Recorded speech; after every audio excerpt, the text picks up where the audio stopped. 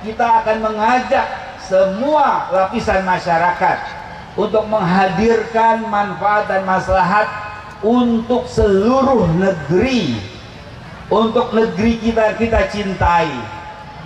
Karena dengan politik kita punya kesempatan yang konstitusional, yang legal, yang diizinkan, bahkan diperintah oleh undang-undang, bahkan oleh undang-undang dasar. Pada setiap kali 5 tahun kita diberi kesempatan untuk memperbaiki negeri ini melalui pemilihan umum. Kita lihat bahwa negeri kita masih syarat dengan masalah. Padahal negeri kita adalah negeri yang indah, negeri yang kaya raya, negeri yang terbentang luar biasa.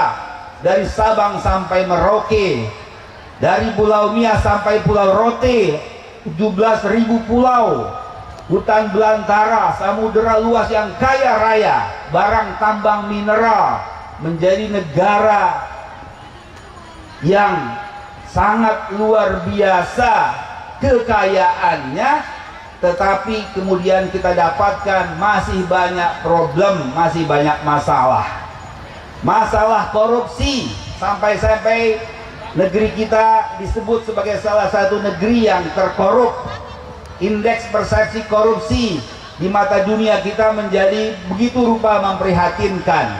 Bahkan beberapa pejabat mengkorupsi triliunan rupiah dana untuk masyarakat yang kena musibah tempo hari ketika kita kena bencana COVID. Ini sudah sangat luar biasa keterlaluan. Dan sekarang bilangan korupsi sudah bukan puluhan atau ratusan juta, bukan pula puluhan miliar, tapi korupsi sudah sampai bilangan triliun, dan mengkorupsi bilangan triliun itu seolah-olah sudah biasa. Masalah pendidikan, mutu pendidikan kita termasuk yang paling rendah di dunia. Kemampuan membaca anak-anak Indonesia juga termasuk yang rendah di dunia. Tingkat pendidikan rata-rata masyarakat Indonesia cuma sampai kelas 2 SMP. Ini menjadi problem berat buat kita. Masalah lingkungan, berapa banyak negara-negara di dunia menyoroti Indonesia karena praktek-praktek merusak lingkungan merajalela, terutama di hutan-hutan belantara kita yang menjadi paru-paru dunia. Tetapi karena keserakahan manusia, akhirnya banyak sekali hutan-hutan kita dirusak, sehingga muncullah berbagai macam bencana, bencana banjir, bencana longsor, dan bencana-bencana lain yang akhirnya menimpa dan derita masyarakat kita. Masalah penegakan hukum ini juga sangat luar biasa banyak masalah. Masalah KKN, nepotisme oleh salah satu calon anggota presiden kita ketika debat disebut dengan istilah ordal. Apa ordal? Orang dalam yang menyebalkan sehingga praktek keadilan menjadi terluka. Betul nggak? Kemudian masalah hutang dan prioritas belanja negara. Negeri kita menjadi salah satu negeri penghutang luar biasa. Hutang kita sudah menembus 10.000 triliun. Untuk membayar bunganya saja hampir 400 triliun setiap tahun. Sungguh membebani APBN kita. Terjadi karena apa? Karena prioritas belanja negara kita tidak diutamakan untuk hal-hal yang produktif, tidak diutamakan untuk kepentingan masyarakat, tapi lebih banyak dibelanjakan untuk hal-hal yang belum perlu dilakukan sekarang. Kita sebut banyak contoh. Yang paling kontroversi adalah pembangunan IKN. Masalah budaya, masalah pemikiran dan aliran. Kita khawatir anak-anak muda kita, anak cucu kita dengan berbagai macam perilaku dan pemikiran yang jauh dari nilai-nilai Pancasila, yang jauh dari nilai-nilai agama kita. Entah itu LGBT, komunis, liberalis, kapitalis, atau pola hidup yang liar. Banyak sekali kita temukan pelajar-pelajar kita melakukan berbagai macam tindakan-tindakan asusila, tindakan-tindakan kekerasan. Jadi negeri kita masih butuh sekali perjuangan kita untuk memperbaiki. Bapak Ibu sekalian, PKS hadir bersama masyarakat tentu saja berupaya untuk terjun dalam konteks pemilu nanti memperbaiki negeri ini, insya Allah. Kita menjemput kemenangan, dan kalau kita ingin menjemput kemenangan, kita tentu bertanya kepada yang maha memberi kemenangan. Kita bertanya kepada Allah Subhanahu wa Ta'ala. Setidak-tidaknya ada 3 ayat yang memberikan syarat kepada kita untuk menjemput kemenangan. Yang pertama, tadi sudah dibacakan oleh qari'ah kita.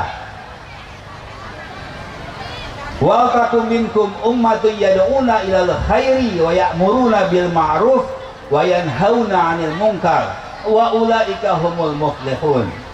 Kalau kita mau mendapatkan kemenangan, muflihun, maka semua langkah kita harus dibingkai dalam kerangka amar ma'ruf nahi mungkar. Kita harus terus-menerus menebarkan kebaikan-kebaikan dan berupaya mencegah kemungkaran. Dan itu akan kita terapkan dalam level negara. Kita pastikan undang-undang dasar kita pastikan undang-undang kita pastikan pemerintah kita itu berjalan menegakkan amar ma'ruf sesuai dengan amanat Pancasila. Nahi mungkar, kita juga akan pastikan negara kita mencegah berbagai macam kebejatan, kriminalitas, korupsi, narkoba, LGBT, perjudian online, riba, dan segala macam yang akan menjadi dan akan merusak masyarakat kita. Amar ma'ruf nahi mungkar ini harus menjadi bingkai gerakan kita. Gerakan politik kita harus dibingkai dengan kerangka amar ma'ruf nahi mungkar, la'allakum tuflihun. Yang kedua, disuruhkan juga kepada kita orang-orang beriman, ya ayyuhalladzina amanu rka'u wasjudu wa'budu rabbakum waf'alul khaira la'allakum tuflihun.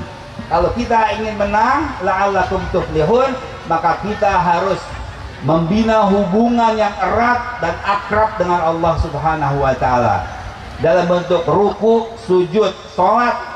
Sholat adalah hubungan ibadah yang paling dekat dengan Allah Subhanahu wa Ta'ala. Jagalah sholat kita, jagalah zikir kita, jagalah doa kita, jagalah hubungan kita siang dan malam. Kita berzikir dalam keadaan apapun. Yazkurullaha qiyama wa qu'uda wa ala junubihim. Itu yang kedua. Kemudian di dalam surah Al-Hajj tadi juga disebutkan waf'alul khaira, dan kerjakanlah kebaikan terutama kepada masyarakat, kepada manusia. Jadi kalau kita ingin menang, hablum minallah oke, hablum minanas juga hebat. Apa itu hablum minanas? Minimal kita memberikan senyum, sapa, salam, doa. Tapi lebih hebat lagi kalau kita hadir memberikan solusi atas segala macam permasalahan masyarakat. Dalam konteks kita sehari-hari, kita sering baksos, kita sering bikin sembako murah, kita sering menolong mereka-mereka yang sedang kesusahan, kesakitan dengan ambulan kita, dengan advokasi BPJS kita.